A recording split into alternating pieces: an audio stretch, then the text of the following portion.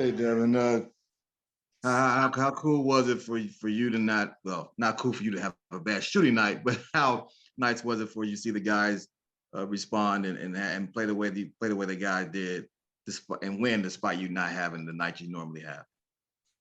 Yeah, that's what it's about. We talk about the depth of this team, we talk about the culture, and that still stands through everybody's individual performances. So we all have the same goal out there to win the game, and to come out with the win versus a really good team is always good in this league. What's it been like having DeAndre and Jay and JaVale back, and you guys have been back without them for a while? And what was it like to have them back in the gym? It's great.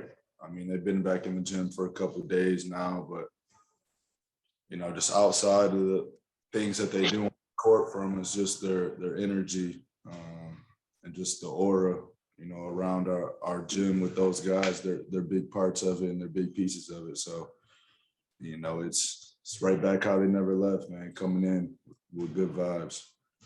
Wanted to follow up with one last thing.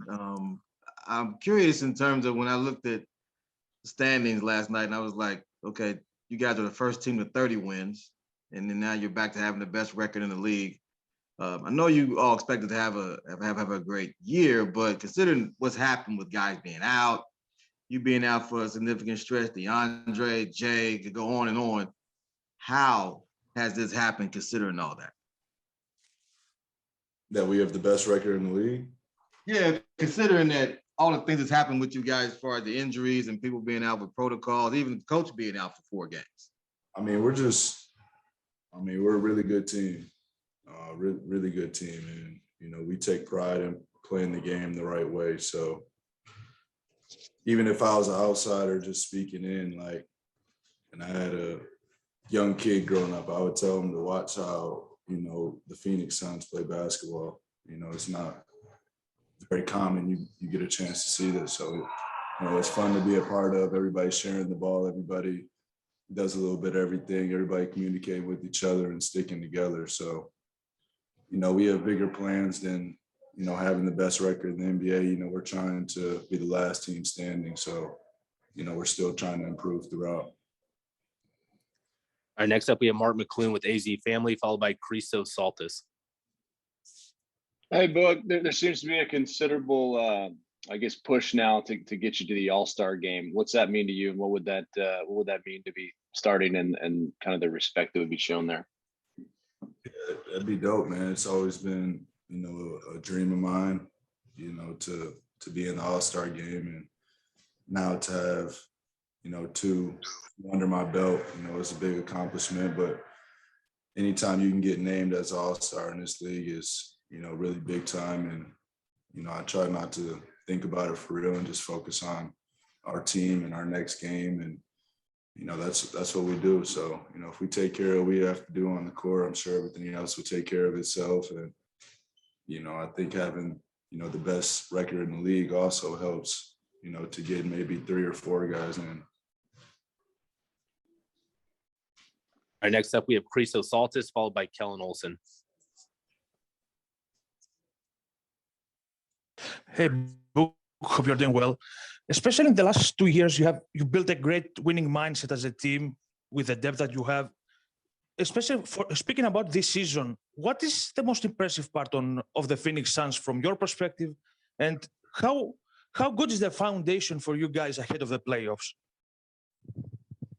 I'd say the most impressive part is, just going through what every team has had to deal with of, just the uncertainty of which players are going to be playing and who's traveling and all the testing times and just dealing with the whole protocol deal, and just still sticking with it and still performing and, just controlling what we can control and, just playing a good brand of basketball. So, I think that's been the most impressive part of this season. And, that's what I just said earlier about laying the foundation for the playoffs. That's what I feel like the regular season is for us is, just not playing against our opponents, playing against ourselves, because we understand these games come down to, make or break plays or make or break details that, we try to lock into. All right, next up we have Kellen Olson with Arizona Sports. Hey, Book. I had a two-part question. Paris Bass is a guy who was born and raised in Birmingham, Michigan, which is right around your area of Michigan, and he's around your age. So I was curious if you ran into him on AAU circuits at all before he moved out to Moss Point. And just a second question, just in general, what have been your thoughts around him and his game? I haven't. I have not. I don't think we crossed paths. When I was playing in Michigan, I stayed pretty local. You know, I was on the west side of the state and he was on the other side. But I did see him with his buff son yesterday, his glasses after our game in New Orleans. So I figured he was from the Detroit area, and we spoke about it briefly. But, you know, I've been impressed, man. I think he's became more comfortable with the team and, you know, started communicating a lot more. And, you know, the chances he's gotten in our games at the end, you know, he's just taking what he can get. Got his first NBA bucket the other day, which is, you know, an exciting time. And, you know, I'm happy to have him around. Can you talk just a little bit about the pride that you take in guys from like Michigan and guys from Moss Point making it to the league, and just the sense you feel like with a guy like Draymond, for example, being from the Michigan area? Yeah, I mean, that's just a connection, you know, just having the Michigan roots. But for me, it's anybody in the league, or anybody fighting to be in the league, going through the G League, or any professional career of playing overseas. You know, I have a lot of respect for these guys, and, you know, not a lot of people understand what we and them go through, you know, on a day-to-day basis. You know, it's a grind for real. So, you know, I respect every guy that laces them up. All right, our final question is then come from Maria with Tab Deportes. Hi, Devin. Hope you're well. How would you describe the way in which this team has changed, has grown, has developed, especially under these unique circumstances that we're facing, in which basically every day you need to think about something new? Do you ask the question one more time?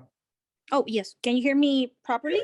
I can hear you now. Yeah. I was wondering, how would you describe the way in which this team has changed, growth, and developed, especially under these unique and particular circumstances we're dealing with? Yeah, I think, you know, we've grown just with the experience and the time together.